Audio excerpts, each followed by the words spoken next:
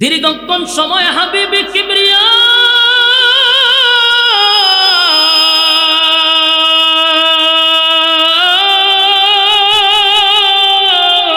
আল্লাহর কুদরতি পায়ে সাজদা দেয় রে। বেঈমানের বাচ্চাগুলি কানে দাঁড়াইয়া মুস্কি মুস্কি হাসে, আর নবীর গাড়ির মধ্যে নবীর কাঁধ মুবারকে ওই সমস্ত ময়লাগুলি এক জায়গায় রেখে দিছে। এটার ওজন নবী বহন করতে পারলো না, সেজদার থেকেও মাথা তুলতে পারতেছে না। হঠাৎ করে রাস্তা দিয়ে আবু বকর সিদ্দিক রাদিয়াল্লাহু তাআলা আনহু যখন যাচ্ছিল, নবীজির এই অবস্থা দেখে পাগল হয়ে গেছে। নবীর কাছে যাইতে গেলে তারা আবু লাহাবের পোলারা বাধা দেয়, যাইতে দেয় না। নবীজির সাহাবী হযরত আবু বকর দৌড়াইয়া ফাতেমার কাছে গেছে। নবীজির কলিজার টুকরা ফাতেমা তখন ছোট, গিয়া বলল, ফাতেমা তোমার বাবা খানায় কাবার সামনে নামাজরত অবস্থায় আছে। ওই আবু লাহাবের ছেলেরা, কিছু দুষ্ট লোকেরা আমার হাবিবের কাঁধের মধ্যে উটের নাড়ি বুড়ি রাখছে। নবীজি সেজদা থেকে উঠতে পারতেছে না। আম্মা জান, ওই যে আবু বকর সিদ্দিক রাদিয়াল্লাহু তাআলা ওই কথা যখন ফাতেমাকে বললেন, ফাতেমা দৌড়াইয়া খানায় কাবার সামনে গিয়া দেখে কতগুলা বেঈমানগুলি দাঁড়াইয়া হাসতেছিল, আর আমার নবী সেজদায় পড়ে আছে, উঠতে পারে না। ফাতেমা সেখানে গিয়া বলে, এই মক্কার মানুষেরা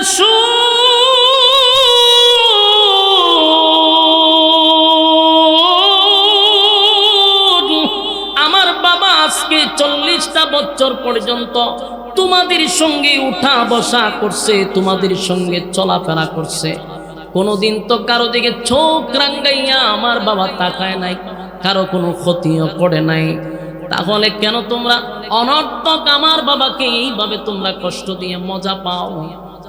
কেন আমার বাবার কাঁধের উপরে উটের নারী বুড়ি তোমরা রেখে দিলা?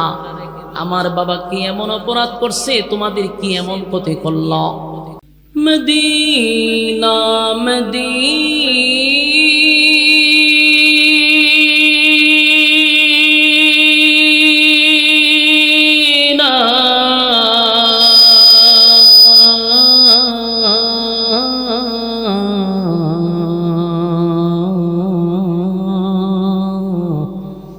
মদিনা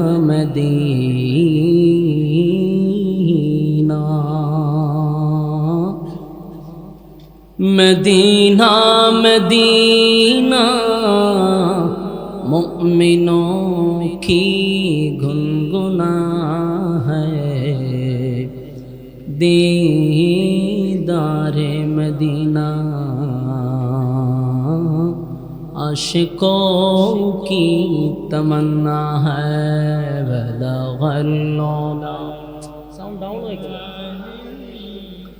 हसनत जमीअ खिसालिही सल्लो ज़िक्र बातिल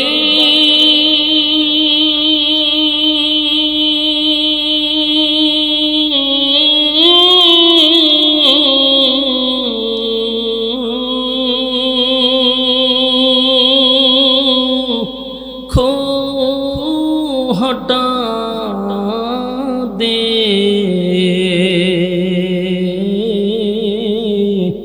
दिल से रब जिक्र में तेरे लगा दे रोज शाब ला इलाहा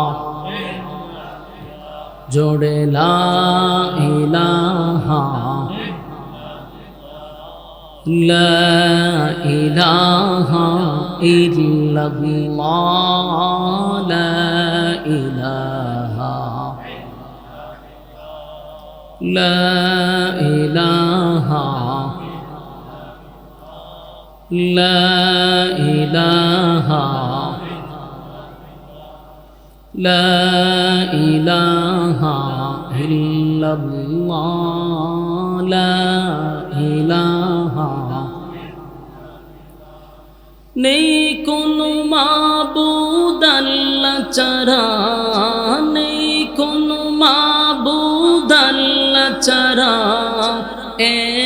খুদার পর দুই খুদায়ার তিন খুদা মোরা কিছু মানি না বলো লা ইলাহা ইল্লাল্লাহ লা ইলাহা ইল্লাল্লাহ লা ইলাহা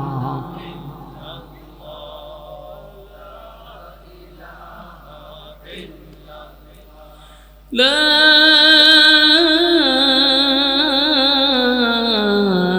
إله إلا الله محمد رسول الله صلى الله عليه وسلم الحمد لله ব্রাহ্মণবাড়িয়া জেলার অন্তর্গত সুতিয়াড়া মাস্টারবাড়ি যুবকবৃন্দের উদ্যোগে আয়োজিত আজকের এই ওয়াজুদুয়ার মাহফিলের সম্মানিত সভাপতি মুফতি আখতারুজ্জামান সাহেব দামাত বরকাতুহু, আরও আছেন মুফতি হুসাইন আহমদ হাবিবি সাহেব।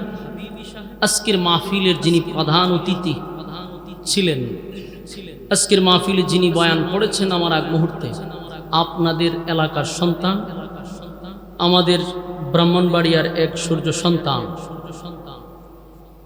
মুহাদ্দিস জামিয়া দারুল আরকাম আল ইসলামিয়া মাদ্রাসার সম্মানিত মুহাদ্দিস, বহু আলেমদের উস্তাদ আল্লামা মুফতি মাজহারুল হক কাসিমি সাহেব দামাত বরকাতুহু চমৎকার কথা বলেছেন। এর আগে ওয়াজ করেছেন হযরত মাওলানা কৌসার আহমদ হাসানি সাহেব দামাত বরকাতুহু, জালালউদ্দিন সাহেব, মাওলানা আনিসুর রহমান হামিদি সাহেব, মুফতি ইউসুফ হাবিবি সাহেব, হজরত মাওলানা মুখতার হুসাইন সাহেব, হজরত মাওলানা আরমান হুসাইন সাহেব, রাশিদুল ইসলাম সাহেব, রিয়াজউদ্দিন সাহেব, আনসার আল হাবিব সাহেব, তানবীর সাহেব, আবু বকর সিদ্দিক সাহেব সহ অতিথিবৃন্দ মুআজ্জাজ মুকাররম হযরত উলামায়ে কেরাম, উপস্থিত আছেন নওজোয়ান তরুণ যুবক ভাইরা, মুরব্বিয়ান আযম। মাইকের আওয়াজ যতটুকু দূরে যাচ্ছে, অবস্থানরত আছেন পর্দানিশী আমার মা ও বোনেরা, সকলকে আমার অন্তঃস্থল থেকে জ্ঞাপন করছি মোবারক। সবটুকুন শুকরিয়া আল্লাহ সুবহান মহিয়ান গুণিয়ান সর্বশক্তিমান আল্লাহ পাকের জন্য, যিনি অত্যন্ত দয়ামায়া করে এই আবহাওয়ার এই পরিস্থিতিতে, বৃষ্টি বাদলের দিনেও কাদার মধ্যে আপনারা দুনিয়ার সমস্ত কাজকর্মকে পিছনে রেখে দ্বীনি কিছু কথা শোনার উদ্দেশ্যে আল্লাহ রাব্বুল আলামিন এমন একটি জায়গায় আসার তৌফিক দান করেছেন সুস্থ শরীরে। এজন্য আমরা শুকরিয়া আদায় করছি আলহামদুলিল্লাহ। লক্ষ কোটি দুরুদ এবং সালাম আল্লাহর সৃষ্টির প্রধান আকর্ষণ জনাবে মুহাম্মদুর রাসূলুল্লাহ সাল্লাল্লাহু আলাইহি ওয়াসাল্লামের উপর। সম্মানিত সুধী, অত্যন্ত গুরুত্বপূর্ণ একটি জায়গাতে আমরা বসছি। এখানে যতক্ষণ আমি বসা থাকবো গুনাহ হবে না, এটাই সম্ভব। ফ্যান্ডেলের বাহিরে গেলে গুনাহ হবে, এটাই সম্ভব। গুনাহমুক্ত এক পরিবেশে আমরা বসছি। যতক্ষণ বসা থাকবো নাযালাত আলাইহিমুস সাকিনা, উপর থেকে সাকিনা রহমত নাজিল হবে। প্যান্ডেলের ভিতরে কষ্ট হলেও আমরা থাকার চেষ্টা করব এবং মোনাজাত পর্যন্ত আমরা থাকার চেষ্টা করব, এই মর্মে ওয়াদা করব ইনশাআল্লাহ। আল্লাহ বুঝার মানার তৌফিক দান করুক, আমিন। সম্মানিত সুধী, আল্লাহ যারে ভালোবাসে, বলুন আল্লাহ যারে ভালোবাসে, এই সমস্ত বান্দাদেরকে আল্লাহ দ্বীনের কাজে লাগায় রাখে। আপনি আমাকে যদি আল্লাহ ভালোই না বাসত, তাহলে আপনি এবং আমার মতো বহু মানুষ রাস্তা ঘাটে দুগান পাটে বেহুদা অনর্থক নিষ্প্রয়োজনে গিয়ে দেখবেন আড্ডায় লিপ্ত, গল্পতে ব্যস্ত। কিন্তু আল্লাহ রাব্বুল আলামিন এই সমস্ত জায়গা থেকে আপনাকে জান্নাতি এক মজলিসে বসায় রাখছে, মাজালিসুল কোরআন, মাজালিসুল্লাহ। কোরআন হাদিসের মজলিসটা এটা আল্লাহর মজলিস। তো আল্লাহ পছন্দই যদি না করতো এখানে বসাইতো নি। হ্যাঁ, তো বুঝবেন যখনই আপনি কোনো ইবাদত বন্দেগী করতে পারবেন, যখনই আপনি মসজিদে যাবেন, যখনই আপনি দ্বীনি মজলিসে বসবেন, বুঝবেন আল্লাহ আপনাকে ভালোবাসে। আল্লাহ যে ভালোবাসে তার লক্ষণ। ভালোবাসাটার একটা এক্সাম্পল হলো আমরা এখানে বসতে পারছি। বাস্তব না বাস্তব? বসতে পারছি। এই জন্য আল্লাহর পক্ষ থেকে এটাই আমাদের জন্য সবচেয়ে বড় এক নিয়ামত। যে ফিতনা ফাসাদের যুগে, জাতির এক ক্লান্তি লগ্নে এই মানুষগুলাকে আল্লাহ দ্বীনি মজলিসে বসায় রাখছে। আল্লাহ আমাদেরকে দুনিয়া আখিরাতের ইজ্জত আর সম্মান দান করুক, আমিন। সম্মানিত সুধী, আমি আপনাদের সামনে প্রসিদ্ধ একটি সূরা, কোরআনের 30 পারায় সূরাটি স্থান পেয়েছে। সূরাটির নাম হলো সূরা লাহাব। এই সূরার দুইটি নাম, একটি হলো সূরা লাহাব আর একটি হলো সূরা মাসাদ। এই সূরাটি আল্লাহ রাব্বুল আলামিন কেন নাজিল করলেন? এই সূরা লাহাব আমরা তেলাওয়াত পড়ি, জানা দরকার এই সূরাটা আল্লাহ কেন নাজিল করলেন। সূরা ফাতিহা নাজিল হওয়ার পরেই এই সূরাটা নাজিল হয়েছে। সূরা ফাতিহা নাজিল হওয়ার পরে এই সূরা লাহাব নাজিল হয়েছে। এই সূরাতে 5টি আয়াত আছে। 3টি আয়াত হলো আবু লাহাবকে নিয়ে, আর 2টি আয়াত হলো আবু লাহাবের বউকে নিয়ে। একই সূরার মধ্যে জামাই বউ দুজনকে নিয়ে আল্লাহ আলোচনা করছে। 3টা আবু লাহাবের জন্য আর 2টা এই তার বউ উম্মে জামিলের জন্য। তো রাসূল আরবি সাল্লাল্লাহু আলাইহি ওয়াসাল্লামের 10 জন চাচার মধ্যে আবু লাহাব রাসূলের আপন চাচা। এই আবু লাহাব তার আসল নাম না, তার নাম হলো আব্দুল উজ্জা। এই নামটা যেহেতু শিরকি নাম, তাই আল্লাহ কোরআনে তার নামটা উল্লেখ করে নাই। তার উফাদি যেটা ছিল আবু লাহাব, এটা তার উফাদি, এটা তার নাম না। তাই আল্লাহ রাব্বুল আলামিন তার উফাদি দিয়া এই সূরার নামকরণ করছে। সূরা লাহাব বলার উদ্দেশ্য হলো সূরাটার মধ্যে 2 জায়গায় লাহাব শব্দ আছে, এক জায়গায় মাসাদ, ফি জিদিহা হাবলুম মিন মাসাদ। এজন্য এই সূরার আরেকটা নাম হলো মাসাদ। তো দেখেন আবু লাহাবের নাম আবু লাহাব না, তার উফাদি ছিল। উফাদি আবু লাহাব কেন? আবু লাহাবের অর্থ হইল একেবারে আগুনের মতো। আগুন দেখতে কিরকম? লাল। আগুনের মাথাটা দেখবেন মোমবাতির মাথা, এটা একটা গোল্ডেন কালারের মতো, লাল বর্ণের। আবু লাহাব একেবারে সুন্দর ছিল, লাল টকটকা ছিল। এই জন্য তারা মানছে আবু লাহাব ডাকতে হয়। এই নামটা পরিচিত হয়ে গেছে। এই জন্য আল্লাহ রাব্বুল আলামিন তান উফাদি নামেই সূরার নাম করেন। তো রাসূল আরবি সাল্লাল্লাহু আলাইহি সাল্লামের মাক্কি জিন্দেগিতে এই সূরাটা নাজিল হয়েছে। সূরাটা মাক্কি সূরা, তাও সূরা ফাতিহার পরেই সূরাটা নাজিল হয়। রাসূল আরবি সাল্লাল্লাহু আলাইহি সাল্লাম 40 বছর আগে, মানে কোরআন নাজিল হওয়ার আগ পর্যন্ত এই আবু লাহাব ছিল রাসূলের সবচেয়ে মহব্বতের একজন চাচা। আবু লাহাব রাসূলকে খুব বেশি পছন্দ করত। রাসূলকে নিয়ে সে সমাজে গর্ব করত। মানুষকে বলতো যে আমার বাতিজা হলো মুহাম্মদ সাল্লাল্লাহু আলাইহি ওয়াসাল্লাম, আমার বাতিজা মুহাম্মদ, আমার ভাই দুনিয়ার থেকে বিদায় হয়ে গেছে, আমার ভাই আব্দুল্লাহর বংশ টিকছে। বিভিন্ন গর্ব করত রাসূলকে নিয়ে। সমাজের মধ্যে সে ইচ্ছাকৃত ভাবেই একটু প্রচার করার চেষ্টা করত যে আমার ভাতিজা, গর্ব করে বলতো। দেখেন আবু লাহাব রাসূলের আগমনে অনেক খুশি ছিল, খুবই খুশি। সর্বপ্রথম যে আবু লাহাবকে ঘোষণা দিছিল যে আপনার ভাতিজা দুনিয়াতে আগমন করছে, যেই গোলাম, যে দাসী তার কাছে আসছিল, খবরটা নিয়া খুশিতে আনন্দে এই বান্দি শাহাদাত আঙ্গুলের ইশারার দ্বারাই তারা আজাদ করে দিচ্ছে। তুই যখন আমাকে খুশির সংবাদ শোনাইছ, তোর আমি আজাদ করে দিচ্ছি। কতটুকু খুশি হয়েছে রাসূলের আগমনে। আবু লাহাবের সাথে গভীর সম্পর্ক ছিল,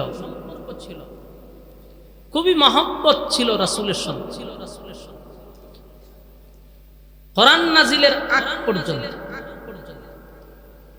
রাসূল আরবি সাল্লাল্লাহু আলাইহি সাল্লাম এই আবু লাহাব রাসূলের বিরোধিতা করলো কোন সময়? রাসূলের বিরোধিতা করছে যখন রাসূল আরবি সাল্লাল্লাহু আলাইহি সাল্লামকে আল্লাহ রাব্বুল আলামিন বলল যে আপনি একটা কাজ করেন, এখন থেকে শুধু গোপনে আপনি যদি খালি কালেমার দাওয়াত দেন তাহলে হবে না, গোপনে দাওয়াত দিলেই হবে না, আপনি মানুষের কাছে প্রকাশ্যে কালেমার দাওয়াত দেওয়া শুরু করেন। তো রাসূল আরবি সাল্লাল্লাহু আলাইহি সাল্লাম তখনকার যুগে একটা পাহাড় ছিল, যে সাফা পাহাড়, যেটা একেবারে হেরামের কাছাকাছি। এই সাফা পাহাড়ের কাছে ওটার নিয়ম ছিল, এটার উপরে যখন মানুষ দাঁড়ায় যখন কথা বলতো, তখন মানুষ বুঝতে পারতো নিশ্চয়ই কোনো গুরুত্বপূর্ণ কোনো এলান। তো এটার উপরে কেউ দাঁড়ায় বক্তব্য দিলে মানুষের যত কাজই থাকতো, যত ব্যস্তই থাকতো, সব কাজকর্ম বাদ দিয়ে দৌড়াইয়া এই পাহাড়ের নিচে গিয়ে দাঁড়াইতো মানুষ, যে না জানে কি বলতে আসছে। তো রাসূল ইতিপূর্বে কখনো এই পাহাড়ের উপরে উঠে নাই। তো রাসূল সাল্লাল্লাহু আলাইহি সাল্লামকে যখন আল্লাহ অর্ডার দিছে যে কালেমার দাওয়াত এখন গোপনে দিলে চলবে না, এটা গোপন রাখলেও চলবে না, এটা প্রকাশ করতে হবে। তো আল্লাহ রাসূল ওই সাফা পাহাড়ের উপর উঠছে। উঠার পরে যখন রাসূলের গোষ্ঠীর লোকদেরকে ডাকতে লাগলো, আত্মীয় স্বজনদেরকে ডাকতে লাগলো, তো এমনিতেই পাহাড়ে কেউ ডাকলে এটাই গুরুত্বপূর্ণ। আবার উঠছে হইল রাসূল আরবি সাল্লাল্লাহু আলাইহি সাল্লাম, উনি তো এমনি গুরুত্বপূর্ণ একজন ব্যক্তি, আবার উঠছে ওই পাহাড়ে। তো মানুষ কয় রে, আব্দুল্লাহর পুত্র মুহাম্মদ আমাদেরকে ডাকতেছে, এই পাহাড়ে এতি পড়বে, তাকে আর কখনো উঠতে দেখি নাই, নিশ্চয়ই কোনো গুরুত্বপূর্ণ বার্তা আমাদের কাছে পৌঁছাবে। যে যাইতে পারে নাই ব্যস্ততার কারণে, দূরে থাকার কারণে, তার পক্ষ থেকে লোক পাঠাই দিছে যে আমার পক্ষ থেকে তুমি সেখানে উপস্থিত থাকো। চিন্তা করেন কত গুরুত্ব। রাসূল এটার উপরে পাহাড়ের উপরে দাঁড়াইছে পরে সবাই যার যার ঘর থেকে বাইরিয়া কাজকর্ম বাদ দিয়ে এই পাহাড়ের নিচে গিয়ে জোর হইছে। আগে তার মাইক আছিল না, ওইখানে দাঁড়ায় ডাক দিলে সবাই শুনতো। আবু লাহাব তার কাজকর্ম বাদ দিয়ে সেখানে গিয়ে উপস্থিত, গোত্রের লোকেরাও উপস্থিত। আল্লাহ রাসূল দাঁড়াইছে, সবাই বলল, যখন সবাই একত্রিত হয়েছে আল্লাহ রাসূল বললেন যে আমি আপনাদেরকে ইতিপূর্বে কখনো এইভাবে ডাক দেই নাই, একত্রিত করি নাই, এই পাহাড়ে উঠা কাউকে আমি ডাক দিই না, আজকে দাঁড়াইছি।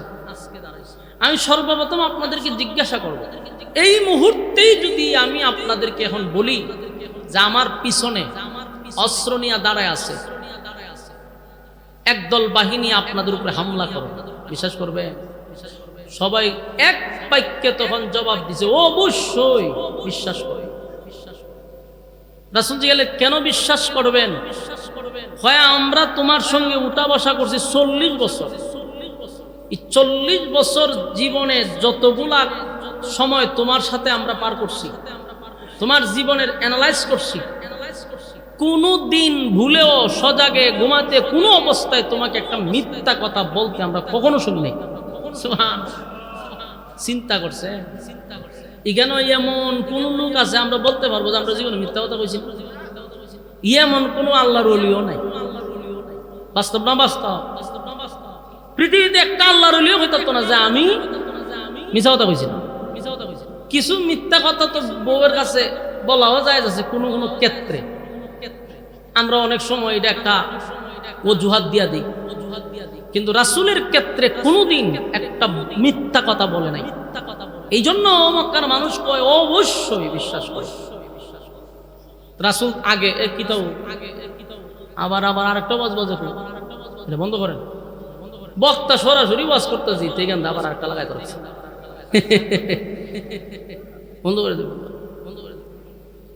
আমি তো সরাসরি সরজমিনে উপস্থিত না হওয়া, আমার তো দেখতে আছে অবহনার বাজার দরকার।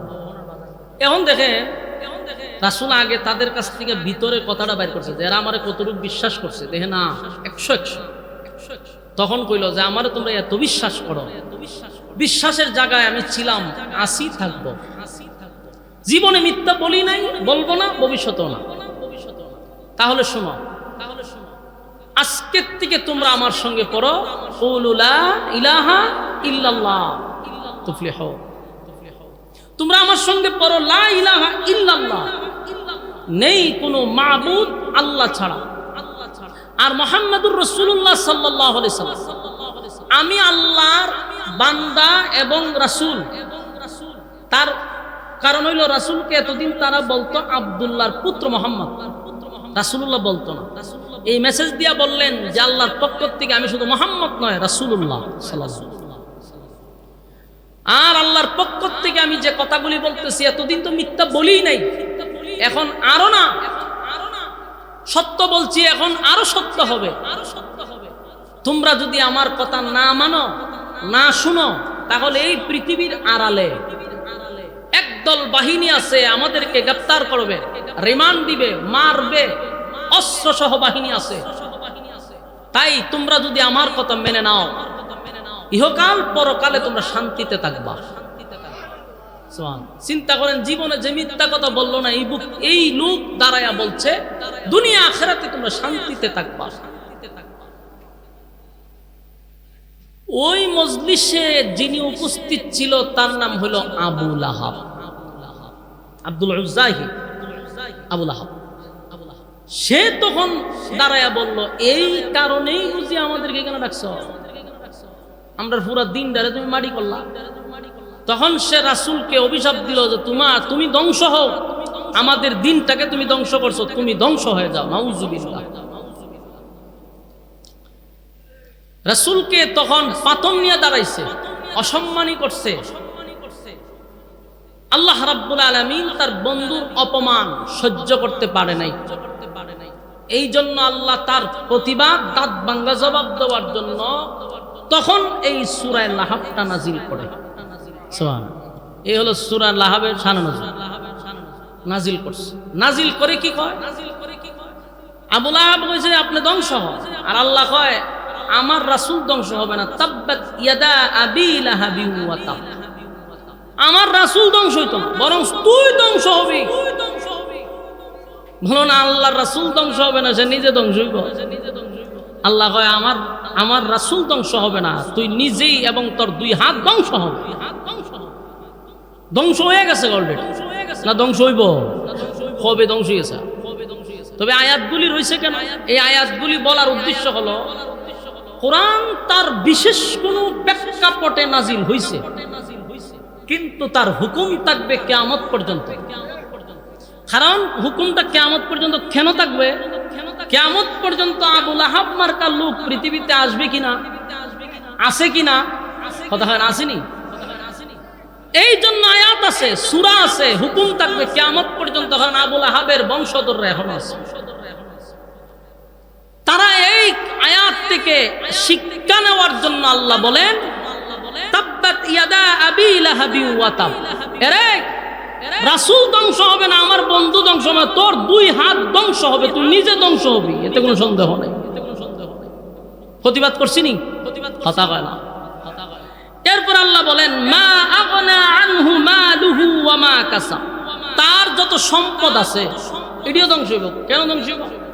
কারণ এর সম্পদ আছিল প্রচুর। এই সম্পদ নিয়ে হে খুব গর্ব করত, হের সন্তান আর সম্পদ নিয়ে গর্ব বেশি করত, অহংকার দেখাইতো। তাই আল্লাহ কয় তোর সম্পদও থাকতো না, সব ধ্বংস হইব, এটা নিশ্চিত থাক। তোর উপার্জিত সম্পদ ধ্বংস হবে, এতে কোনো সন্দেহ নেই। কথা বুঝতেছেন আমার? এরপর আল্লাহ বলেন সায়াসলা নারান যাতা লাহাবি ওয়া ইমরাআত, আল্লাহ বলেন এই আবু লাহাব শুধু সে তার মাল না, শুধু তার মাল আওলাদ কোনটাই কাজে আসবে না, আসে নাই। তো আবু লাহাবের ব্যাপারে আল্লাহ রাব্বুল আলামিন 3টা আয়াতে আবু লাহাবের কথা বলছে, আর বাকি 2 আয়াতে ওই হেরবুর কথা বলছে। একটু পরে বলতেছি। তো দেখেন, প্রথম কথা হলো সে মজলিসে দাঁড়ায়া বলছে সারা দিনের কাজকর্ম বাদ দিয়ে আমরা আসছি তোমার কাছে, আর তুমি বুঝি গো আমরা বাপ দাদা ধর্ম ছেড়ে দিতাম, এখন থেকে বুঝি একজনরে আমরা মানতাম, আর তোমারে মোহাম্মদ না বলে এখন শুধু রাসূলুল্লাহ বলতাম। এই সময়টা তো আমাদের নষ্ট করছো, তুমি ধ্বংস। তো আল্লাহর সাথে সাথে কি করছে? জবাব দিয়া দিছে। আল্লাহ বলেন আমার বন্ধুকে যখনই কেউ আঘাত করবে, কথা বলবে, আমি তখনই তার প্রতিবাদ করি।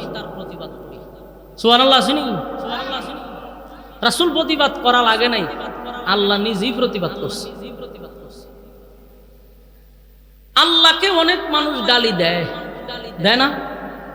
আল্লাহ আপনারা আমার ওয়াজ বুঝুননি, আমার কথা বুঝুন। তা আপনারা দি হা হুকুস্তা নাই, একটু হা না বললে আমার কথা বলার আগ্রহটা বাড়বো। আর যেইভাবে আপনারা চুপ করে বসে রয়েছে, কথা বলার আগ্রহ আরো নষ্ট হবে।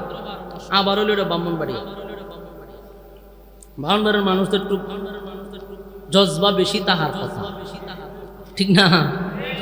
ময়মনসিং গেলে আমরা ওয়াজ করি, তখন শ্রোতা সাতগুর মুড়িদা বইতে এরারে যতই কন একটু হা হু করবার কোনো কাম বেশি গেল আপনি কন, বুঝছি তো কোনো কাম কেন। তো ব্রাহ্মণবাড়িয়ার মানুষের জজবা একটু বেশি। আপনাদের কাছে যদি আওয়াজ না পাইতে বাংলাদেশে কোনো আওয়াজ করে আর মজা পাওয়া যেত, ঠিক নেই। 2 নাম্বার হতে হলে আমি আপনার খুব পরিচিত বক্তা। আমার জীবন আমি যত ওয়াজ করছি এর চেয়ে বেশি ওয়াজ করছি ব্রাহ্মণবাড়িয়াতে। গত বছর অলি গলি কোনো অনুবাদ নাই, সব জায়গাতে ওয়াজ করছি। দিয়ে এই বছর একটু বাদ মনে মনে চিন্তা করছিলাম এই বছরটার ব্রাহ্মণবাড়িয়া দিতাম না, যেহেতু 1 বছর প্রচুর দিছি, এর পরের বছর কিন্তু খাম হয়েছে না, জোর করে হইলো প্রোগ্রাম। তা আপনারা যদি একটু হা না কইন তাহলে আমার কথা বলার আগ্রহ বাড়বে, এমনি দাম বাড়তো না। চিন্তা করে আছে বেশি জোরে বলে জোরে দাম বেড়ে জায়গা, এর লিগে আসলে জোরে পায় না, আসলে দাম বাড়াইবার লাগে না। হা না কইলে আমার কথা বলার আগ্রহ বাড়ে, উদ্দেশ্য এটা। কথা বুঝছেন নি? আচ্ছা যাক, এখন দেখেন রাসূল আরবি সাল্লাল্লাহু আলাইহি সাল্লামকে গালি দিলে আল্লাহ নিজেই প্রতিবাদ করে। ও মানুষ দেখবেন আল্লাহরে গালি দেয়, দেয় না? আগে দিত, এখন দেয় না? এখনো দেয়। দান দিছে উড়ানের মধ্যে, বৃষ্টি আইলে আল্লাহরে বাহাত তুলে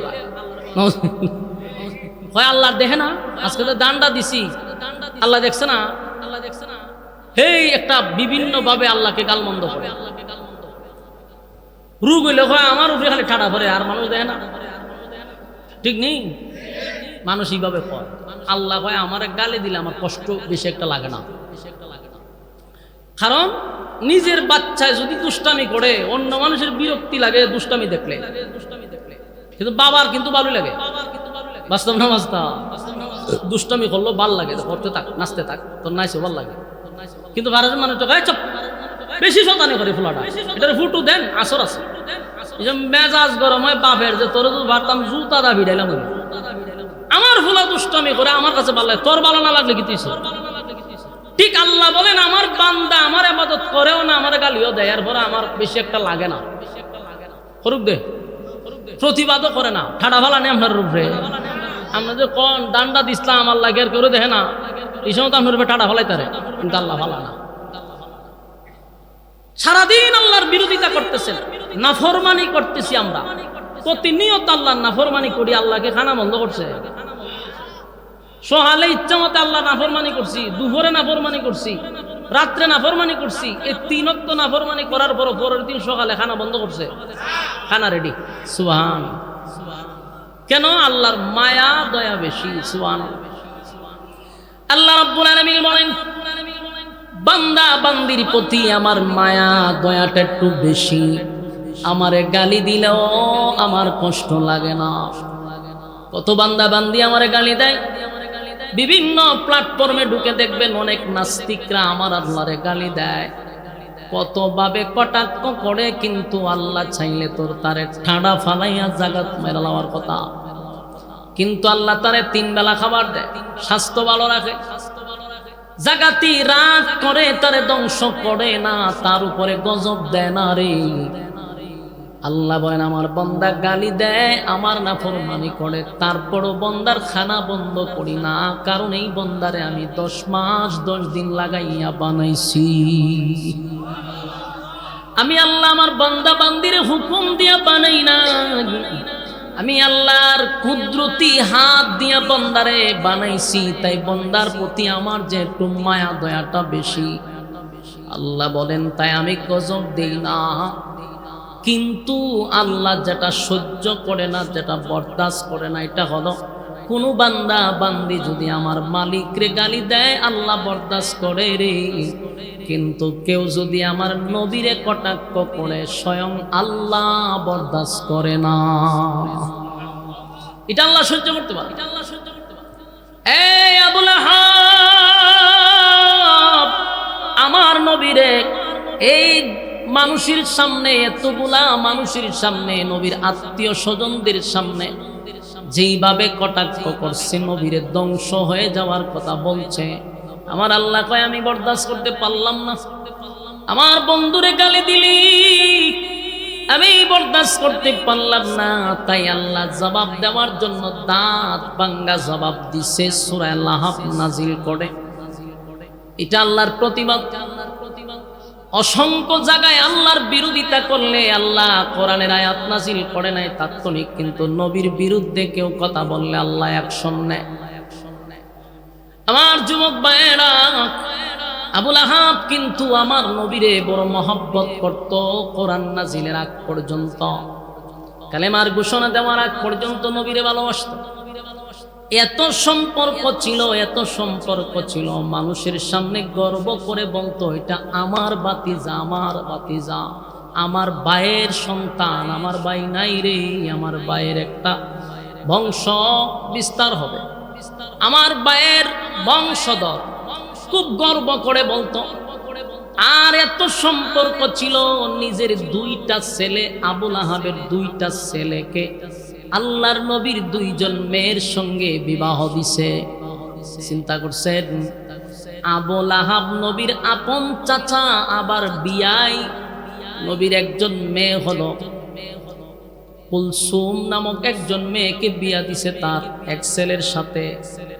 আরেকজন হলো রুকিয়া, ওনারও বিবাহ দিছে। তাহলে একদিকে কি চাচা, আরেকদিকে কি সম্পর্ক কম থাকলে হয় না বেশি থাকলে কথা হয় না। এতটা সম্পর্ক হওয়ার কারণে, এতটা সম্পর্ক হওয়ার কারণে চাচার ছেলের সঙ্গে নিজের মেয়ের বিবাহ দিয়া দিছে। খুব মধুর সম্পর্ক। কিন্তু যখন আল্লাহর হাবিব কালেমার দাওয়াত লইয়া মানুষের সামনে দাঁড়াইল, তখনই আবু লাহাব এত মহব্বত, এত ভালোবাসার মাঝখান দিয়া এটার বিরোধিতা করল। এই জন্য দেখবেন অনেক মানুষের সাথে আলেমদের বড় মহব্বত থাকে, ভালোবাসা থাকে, কিন্তু ইমামের সব তার ভালো লাগে, খুব ভালো। কিন্তু এই ইমাম যখন মসজিদের মিম্বরে বসে সুদের ঘুষের ওয়াজ করে, পর্দার ওয়াজ করে, সাদার বিরুদ্ধে ওয়াজ করে, জেনার বিরুদ্ধে ওয়াজ করে, তখন ওই মুসল্লির কাছে ইমাম ভালো হতে পারে না, খতিব সাহেব ভালো হতে পারে না। এমনি তো সম্পর্কই বালা, গরম ভাত তরকারি সব হুজুরের একেবারে কামরাতে নিয়ে পৌঁছায় দেয়। কিন্তু যখনই ওই লোক সুদ খায়, সুদের বিরুদ্ধে ওয়াজ করলে এই ইমাম সাহেব কি কোনোদিন ভালো হইতে পারবো? এই লোকের কাছে কোনোদিন ভালো হতে পারবে না। আবু লাহাব চিন্তা করল, আব্দুল্লাহর পুত্র মুহাম্মদ আমার ভাতিজা যে কথাগুলি তুলে ধরছে, যদি এটা সমাজে বাস্তবায়ন হয় রে, তাহলে আজকের থেকে চাঁদাবাজি করতে পারবো না, দুর্নীতি করতে পারবো না, বোতল টানতে পারবো না, আমি দুর্নীতিও করতে পারবো না। তাই মুহাম্মদের কথা সব মেনে নিলে আমার ব্যবসায় লালবাতি জ্বলবে, এটাই তার টার্গেট ছিল। আর বাপ দাদার ধর্ম পালন করে আসতেছি, সেখানেও সে আমার ভাতিজা হইয়া বাধা দিল। তাই তো বরদাস্ত করতে পারলো না, দাঁড়ায়া গেল। যুবক বায়না, আপন চাচা যদি দাঁড়ায়া যায়, আর বাকি 23 বছর পর্যন্ত সবচেয়ে বেশি শত্রুতা বিরোধিতা এই আবু লাহাব করছে। আবু লাহাব বিরোধিতা করছে। এই আল্লাহর হাবিবের সঙ্গে যখন কালেমার দাওয়াত দিতে লাগলো, তখন এতটা শত্রুতামি হয়ে গেল যে আপন 2টা ছেলের সঙ্গে নবীর বিবাহ দিছিল। ঘরের ভিতরে গিয়ে 2 সন্তানকে দাঁড় করায়া বলে, আমার দুশ্মনের সঙ্গে কোনো সম্পর্ক নাই, যে আমার বাপ দাদার ধর্মের বিরুদ্ধে বলে আমার সঙ্গে তার সম্পর্ক নাই, সুতরাং আমার ছেলে তার মেয়ের সঙ্গে সংসার করবে, এটা আমি মেনে নিতে পারবো না। নাউজুবিল্লাহ। 2 ছেলের নসিহত করছে, তোমরা তাড়াতাড়ি মুহাম্মদের 2 মেয়েকে তালাক দিয়া দাও। নাউজুবিল্লাহ। চিন্তা করেন কত বড় কপাল পোড়া, হ্যাঁ, কপাল পোড়ার ঘরের কপাল পোড়া।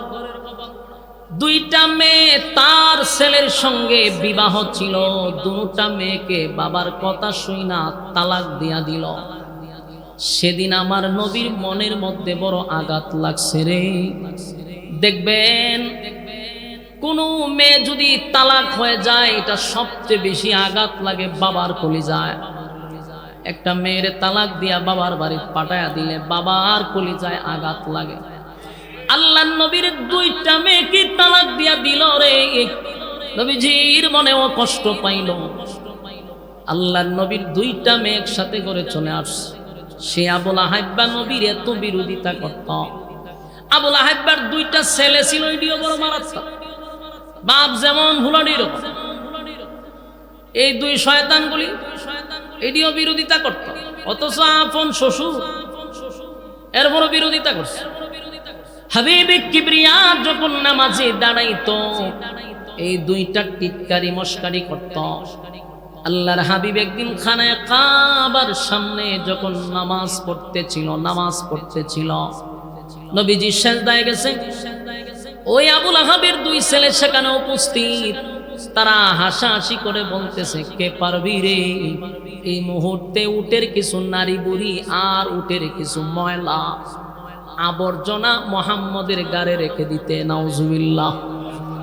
চিন্তা করেন কত বড় বেয়াদব। একজন বলল আমি পারবো, কত বড় বেয়াদব। আল্লাহর হাবিব তখনও খানায় কাবার সামনে সিজদা দিচ্ছিল।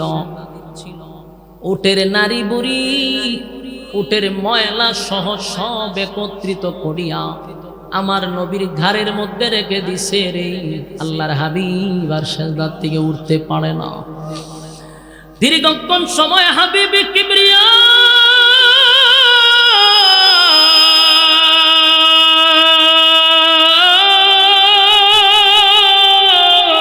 আল্লাহর কুদরতি পায়ে সিজদা দেয় রে। বেঈমানের বাচ্চাগুলি কানে দাঁড়াইয়া মুস্কি মুস্কি হাসে, আর নবীর গাড়ের মধ্যে নবীর কাঁধ মুবারকে ওই সমস্ত ময়লাগুলি এক জায়গায় রেখে দিছে।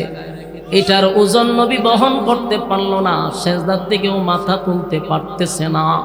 হঠাৎ করে রাস্তা দিয়ে আবু বকর সিদ্দিক রাদিয়াল্লাহু তাআলা আনহু যখন যাচ্ছিল, নবীজির এই অবস্থা দেখে পাগল হয়ে গেছে। নবীর কাছে যাইতে গেলে তারা আবু লাহাবের পোলারা বাধা দেয়, যাইতে দেয় না। নবীজির সাহাবী হযরত আবু বকর দৌড়াইয়া ফাতেমার কাছে গেছে। নবীজির কলিজার টুকরা ফাতেমা তখনও ছোট, গিয়া বলল, ফাতেমা তোমার বাবা খানায় কাবার সামনে নামাজরত অবস্থায় আছে। ওই আবু লাহাবের ছেলেরা, কিছু দুষ্ট লোকেরা আমার হাবিবের কাঁধের মধ্যে উটের নারী বুড়ি রাখছে, নবীজি সিজদা থেকে উঠতে পারতেছে না। আম্মা জান ওই যে আবু বকর সিদ্দিক রাদিয়াল্লাহু তাআলা ওই কথা যখন ফাতেমাকে বললেন, ফাতেমা দৌড়াইয়া খানায় কাবার সামনে গিয়া দেখে কতগুলা বেঈমানগুলি দাঁড়াইয়া হাসতেছিল, আর আমার নবী সিজদায় পড়ে আছে, উঠতে পারে না। ফাতেমা সেখানে গিয়া বলে, এই মক্কার মানুষেরা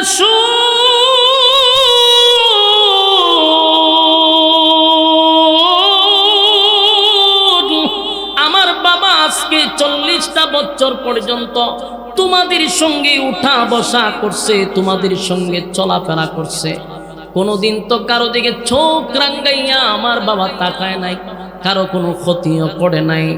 তাহলে কেন তোমরা অনর্থক আমার বাবাকে এইভাবে তোমরা কষ্ট দিয়ে মজা পাও? কেন আমার বাবার কাদের উপরে উটের নারী বুড়ি তোমরা রেখে দিলা? আমার বাবা কি এমন অপরাধ করছে? তোমাদের কি এমন ক্ষতি করল? আল্লাহর হাবিবের মেয়ে ফাতেমা ছোট ছোট হাত গুনা দিয়া সেদিন বাবার কাঁধ থেকে উটের নারী বুড়িগুলি সরায়া দেয়। আল্লাহর হাবিব তখন সিজদা থেকে মাথা মুবারক উঠাইয়া নবীজি যখন সালাম পিরালেন ডাইনে বামে, সালাম পিরাইয়া নবীজি কোনোদিন ওর অভিশাপ দেয় না, নবীকে পাথর মারার পরে অভিশাপ দেয় না, রক্তাক্ত হয়েছে নবী কোনোদিন অভিশাপ দেয় না। ফেরেশতা পর্যন্ত আল্লাহ পাঠাইছে, তাই ফেরে ময়দানে যখন নবী রক্তাক্ত হয়েছে ফেরেশতাকেও পাঠাইছে, আপনি বলুন আমি ব্যবস্থা নিই। আল্লাহর হাবিব অভিশাপ দেয় না রে, হেদায়েতের জন্য আল্লাহর কাছে ভিক্ষা চাইছে। কিন্তু সেদিন নবী সিজদার থেকে মাথা মুবারক উঠাইয়া নবীজি কাবার দিকে তাকাইয়া চোখের পানি ছেড়ে দিয়া বলে, আল্লাহ আমার উপরে যদি তারা আঘাত করতো কষ্ট লাগতো না, কিন্তু আমি তো আপনার কুদরতি পায়ে সিজদায় ছিলাম গো, আর আমি আপনার সঙ্গে নামাজে দাঁড়াইয়া একটা সুসম্পর্ক হয়, আপনার সঙ্গে আমার কথা হয়, পাক পবিত্র হইয়া আমি খানায়ে কাবার সামনে যখন আপনার সঙ্গে কথা বলছিলাম একটা মজা পাইছি। এই জায়গাতে তারা আমার উপরে নাপাক রেখে দিল, এটা আমি আর বরদাস্ত করতে পারলাম না। আল্লাহর নবী সেদিন খানায়ে কাবার দিকে তাকায় বলে, আল্লাহ যারা যারা এই কাজে জড়িত ছিল একজনকে আপনি ছেড়ে দিবেন না, একজনকেও ছেড়ে দিবেন না, আল্লাহ তাদের কাছ থেকে আপনি প্রতিশোধ নেবেন। নবীজি কষ্ট পাইয়া এই কথাগুলি বলার সাথে সাথে বলুন তো দেখি আল্লাহ ছেড়ে দিবে? কথা হয় না, আল্লাহ ছেড়ে দেয় না। বদরের যুদ্ধে যতগুলা এটার সাথে জড়িত ছিল সবগুলার আল্লাহ শেষ করে দিয়েছে, মানে কুবাইছে, একটাও বেঁচে ফিরতে পারে নাই। তাই আমার নবীর বিরুদ্ধে যদি কেউ কথা বলে আল্লাহ এটা বরদাস্ত করে না। আমার যুবক ভাইয়েরা, আমরা সমাজের মধ্যে যখনই দেখব নবীর সুন্নাহর বিরুদ্ধে কেউ কথা বলবে, নবীর বিরুদ্ধে কেউ কথা বলবে, অনেক সময় নবীর বিরুদ্ধে ডাইরেক্ট বলে না, নবীর সুন্নাহর বিরুদ্ধে কথা বলে, আছে না নাই? আপনারা বলবেন হুজুর আমরা তো শুনি না, এখনকার মানুষ নবীর বিরুদ্ধে কথা হয় না, কিন্তু টুপির বিরুদ্ধে কথা কয়, দাড়ির বিরুদ্ধে কথা হয়, কথা কয় না? দাড়ি টুপি রাখলে আমাদের নাম দেওয়া হয় মৌলবাদী, কথা হয় না? কি নাম দেয়? আমরা রে মৌলবাদী বলে ডাকে। বুঝবেন এটা শুধু আমাদেরকে কটাক্ষ করে নাই, স্বয়ং আমার নবী পর্যন্ত কটাক্ষ, ঠিক কি না? দাড়ি কার সুন্নাত আপনারা আওয়াজে বোঝা যায় কোন অ্যাঙ্গেলে আপনারা দুর্বল, ইমান যাইব হইতে। আওয়াজ দেন, দাড়ি কার জন্য রাখছি? মাথায় টুপি কার জন্য? মাথায় টুপি নবীর সুন্নত, মুখে দাড়ি নবীর সুন্নত। আমাদেরকে যদি এই কারণে কেউ মৌলবাদ বলে, বুঝবেন আমাদেরকে ছোট করে না, স্বয়ং রাসূলকে ছোট করছে। আমরা দেখলে অনেকের খাজ্জানি শুরু হয়ে যায়, ঠিক নেই? তবে সান্দু বালা করে জানা, যে যাদেরকে তোমরা দেখলে বাঁকা চোখে তাকাও, বাংলাদেশে তাদের অবদান সব সময় বেশি, কথা হয় না? পাগড়ি মাথায় দেখলে তোমাদের সুলকানি হয়, এই পাগড়িওয়ালা টুপিওয়ালারাই সব সময় তোমাদের পাশে ছিল, কোনো দাদা বাবুরা তোমাদের পাশে ছিল না। যখনই তোমরা বিপদে পড়ছো আলেমরা দরকার, বিপদ থেকে উদ্ধার এলাকা মৌলবাদী। বাস্তব না বাস্তব? সাবধান।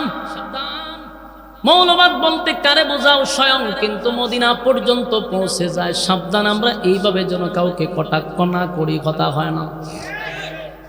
তারি ডুবি রাখলে বুঝি মৌলবাদ? এক হাত হয় না। পাগড়ি মাথায় পাঞ্জাবি গায়ে দেখে যদি লোকে উগ্রবাদী জঙ্গিবাদী বলে আমায় ডাকে।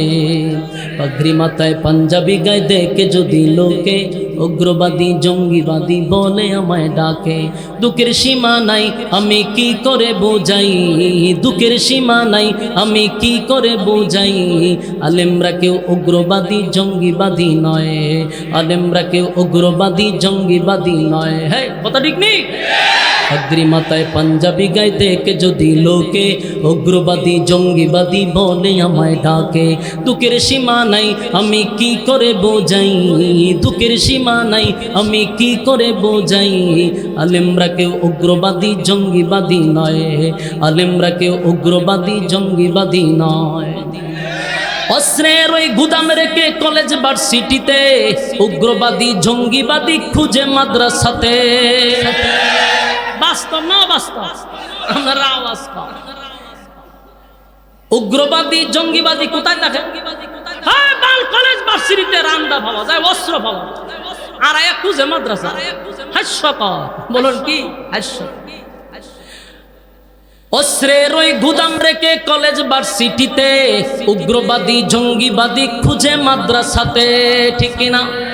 মাদ্রাসাতে খুঁজলে কি আর জঙ্গি পাওয়া যায়? হ্যাঁ, মাদ্রাসাতে খুঁজলে কি আর জঙ্গি পাওয়া যায়? আলেমরা কেউ উগ্রবাদী জঙ্গিবাদী নয়, আলেমরা কেউ উগ্রবাদী জঙ্গিবাদী নয়। কথা ঠিক নেই? পাগড়ি মাথায় পাঞ্জাবি গায়ে দেখে যদি লোকে উগ্রবাদী জঙ্গিবাদী বলে আমায় ঢাকে। এই ক্যাপসুল বাংলাদেশ আর খায় না। কথা কই না দি? এই ক্যাপসুল বাংলাদেশের জনগণ আর খায় না। রোগ প্রতিরোধ ক্ষমতা বেড়ে গেছে। আগে এক সময় খাইতো, এখন খায় না। এই ক্যাপসুল বারবার খাওয়াই না, খানা রোগ প্রতিরোধ ক্ষমতা এখনকার জেনারেশনদের বেড়ে গেছে। ক্যাপসুল আর কথা খাওয়াইবে? এটা খাওয়ায়েন না। আল্লাহর রাসূল সাল্লাল্লাহু আলাইহি সাল্লামের লেবাস আলেমরা ধরছে। কথা কয় না? লেবাস আমরা কার ধরছি? আমরা রাসূলের লেবাস ধরছি। সুতরাং আমাদেরকে ছোট করলে এটাতে মদিনাওয়ালা ছোট হয়ে যায়। কথা বুঝুননি? হ্যাঁ, কিতাব ওইদিকে তাকান না, এদিকে তাকান, এদিকে তাকান। তো আমরা নবীর সুন্নাহ রাখি, নবীরে খুশি করবার লাগে। মাথায় ফাগরি দে কারে খুশি করবার লাগে? নবীরে খুশি করবার। পাঞ্জাবি ভরি নবীরে খুশি করবার লাগে। সুতরাং আমরা অন্য কাউরে খুশি করি না। এটার কারণে যদি আমরা অপবাদ দেওয়া হয়, এই অপবাদ কই পর্যন্ত যায় হিসাব আছে? সম্মানিত সুধী, সম্মানিত সুধী, তো আমি যেটা বলতেছিলাম, সাবধান। রাসূলের বিরোধিতা কেউ করে না সরাসরি, কিন্তু যখন রাসূলের সুন্নাহ নিয়ে বিরোধিতা করবে, বুঝবেন এর উদ্দেশ্য ভালো না। এর উদ্দেশ্য ভালো না। ডাইরেক্ট বলতে পারে না, ইনডাইরেক্ট বলে। তো উদ্দুর মাথা তো আমরা আছে, এই জন্য যেখানে এটার প্রতিবাদ করা দরকার আছে না নাই, প্রতিবাদ করতে। আমরা কি এর প্রতিবাদ করতাম? কোন চাই? আমরার মধ্যে প্রতিবাদ আছে, আমরার মধ্যে আবেগ বেশি, বিবেক কম। বিবেক কম। বাহিরের লোকেরা তো গালাগালি করবে, এখন যে লেবাসদারি লোকেরাও গালাগালি করে আলেমদেরকে নিয়ে, এটার প্রতিবাদ করেন না কেটে? হ্যাঁ, প্রতিবাদ কেড়ে করেন না? কিছুদিন আগে ব্রাহ্মণবাড়িয়াতে আমাদের পুরা ব্রাহ্মণবাড়িয়ার কৃতি সন্তান, রাজপথের লড়াকু সৈনিক আল্লামা শেখ সাজিদুর রহমান সাহেবকে নিয়ে কত বড় সাহস, কত বড় তার কলিজা, দাঁড়ায় গালি দিছে। আলহামদুলিল্লাহ, ব্রাহ্মণবাড়িয়া তো প্রতিবাদের ঝড় উঠছে। এইভাবে প্রতিবাদ করতে হবে, না হলে মুনাফিকরা লেবাস দইরা দইরা আলেমদেরকে গালি দেয়। উদ্দেশ্য তো এখানে না, এটা মদিনা পর্যন্ত। বাস্তব না বাস্তব? এরপরে দেখেন, বাংলাদেশের মধ্যে যদি সবচেয়ে বড় আলেম থাকে, এর মধ্যে একজন উল্লেখযোগ্য, এশিয়া মহাদেশের মধ্যে একজন আলেম হলো জাতীয় মসজিদের খতিব বর্তমানে আব্দুল মালেক হাফিজাহুল্লাহ। বাংলাদেশের মধ্যে ওয়ান পিস একজন আলেম, সব দলের মানুষ এটা সাপোর্ট করতে বাধ্য। এত বড় একজন বিজ্ঞ আলেম, আবার জাতীয় মসজিদের খতিব, এই অত বড় একজন আলেমকে প্রকাশ্যে আইসা যেই সমস্ত কুরুচিপূর্ণ বক্তব্য দিছে লেবাসদারি মৌলবীরা, কয়জন তার নামে মামলা দিছি? বলেন কয়জন মামলা দিছি? কেন আমাদের উলামায়ে কেরাম নাই ঢাকাতে? উনার ছাত্র নাই?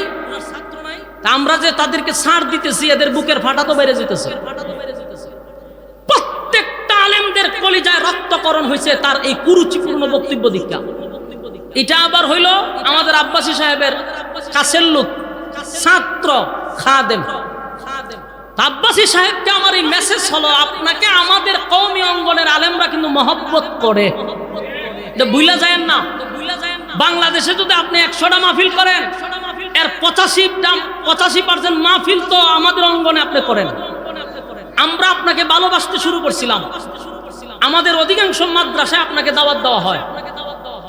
আমাদের বড় বড় শায়েখদের সাথে আপনাকে দেখে আমরা অত্যন্ত আনন্দ পাই যে বিজ্ঞ একজন আলেম দরকার। কিন্তু আপনার ছাত্র যে ব্যবহারটা করছে এটা ক্ষমার যোগ্য না। কথা কয় না? যদি আব্বাসী সাহেবের ছাত্র না হইতো তাহলে আমি আশরাফি আজকে কি পরিমাণ গাইলাম হইলে। এখনো ওনার দিকে তাকায় আছি, আপনি যথাযথ ব্যবস্থা আপনার ছাত্রের বিরুদ্ধে নেন। আপনার প্রতি যে সম্মান আর ভক্তি আর শ্রদ্ধা আছে আমাদের, এটা কিন্তু দিন তো দিন কমে যাবে। শুধু তাই নয়, একটা সময় দরজার বাঁধ ভেঙে গেলে আমাদের মুখে আর তালা লাগাইতে পারবেন না। সুতরাং বাংলাদেশের অসংখ্য আলেমদের হৃদয়ে রক্তকরণ হয়েছে, একটা বক্তব্য নয়। পরে সে আবার লাইভে আইসা আরো যে কুরুচিপূর্ণ বক্তব্য দিছে, এটা মাহফিলে প্রকাশ করার মতোই না। চিন্তা করেন তার মুখের ভাষা কত বিশ্রী। সে আরো বৈরাঙ্গ দেয়, তোরা কিতা করবি কর, ইঙ্গিত দেখ আমার নিচের রুম ছিলাম, নাউজুবিল্লাহ। তাহলে একটা কথা ইয়াদ রাখবেন, যখন আমি বিয়াদবি করব তখন মানুষ কয় হের উস্তাদটা আগে দেখতে, ঠিক নেই? তখন কিন্তু আমার ব্যবহারে, আচার ব্যবহারে ওই আমার মা বাপকে মানুষের চিন্তা করে, আনলে আমার উস্তাদকে চিন্তা করে। মানুষ কিন্তু অলরেডি আব্বাসী সাহেব আপনারা নিয়ে চিন্তা করা শুরু করে দিছে, কারণ এর ভাষা যেই পরিমাণ খারাপ আর সে উগ্র এবং কুরুচিপূর্ণ বক্তব্য দিছে। আপনার মতো একজন প্রসিদ্ধ লোক আপনারা নিয়ে চিন্তা করা শুরু করছে মানুষ। তো আমি বলবো এটা শুধু আলেমদেরকে গালি দিলে, আলেমকে গালি দেওয়া হয় না, মদিনা পর্যন্ত চলে যায়। এজন্য গালি দিতে গেলে সাবধান সাবধান, কারণ এই গালি শুধু এখানে সীমাবদ্ধ থাকে না। কারণ উলামায়ে কেরাম হচ্ছে রাসূলের ওয়ারিস। আপনি যদি আমার বাচ্চারে গালি দেন, তাহলে আমার বাচ্চারে গালি দিলে কি আমার বাচ্চারই কষ্ট লাগছে না আমার কষ্ট লাগছে? আমার কষ্ট লাগছে, স্বাভাবিক কষ্ট লাগছে। নবীর ওয়ারিসরে গালি দিলে স্বয়ং মদিনাওয়ালা কষ্ট পায়। এটা আপনি আমার মাথায় থাকতে হবে। কথা কি ক্লিয়ার? আমার যুবক ভাইরা, ঠিক তেমনি ভাবে হাবিবে কিবরিয়াকে যখন গালি দেয়, কেউ আমার নবীরে কষ্ট দেয়, আল্লাহ বলেন সব বরদাস্ত করতে পারি রে, আমার নবীরে যদি কেউ গালি দেয় আমি আল্লাহ বরদাস্ত করতে পারি না। তাই আল্লাহ রাব্বুল আলামিন বলেন তাব্বাত ইয়াদা আবি লাহাবি ওয়া তাব্বা মা আগনা আনহু মালুহু ওয়া মা কাসাব সায়াসলা নারান যাতা লাহাবি ওয়া ইমরাআতুহু হাম্মালাতাল হাতাব ফি জিদিহা হাবলুম মিন মাসাদ। আল্লাহ রাব্বুল আলামিন বলেন, যখন আবু লাহাব আমার নবীর বিরুদ্ধে বক্তব্য দিল, আমি আল্লাহ স্পষ্ট ঘোষণা দিলাম, হে আবু লাহাব, আমার নবী ধ্বংস হবে না, বরং আমি আল্লাহ বলে দিলাম তুই ধ্বংস হবি, তোর 2 হাত ধ্বংস হবে এবং তোর মাল আওলাদ কোনটাই কাজে আসবে না। কাজে আসে নাই আমার যুবক ভাইরা। এরপরে দেখেন আল্লাহ বলেন, এরপরে 2 আয়াতে আল্লাহ বলেন যে আবু লাহাবের স্ত্রী উম্মে জামিল জাহান্নামের শিখাময় আগুনে জ্বলতে থাকবে।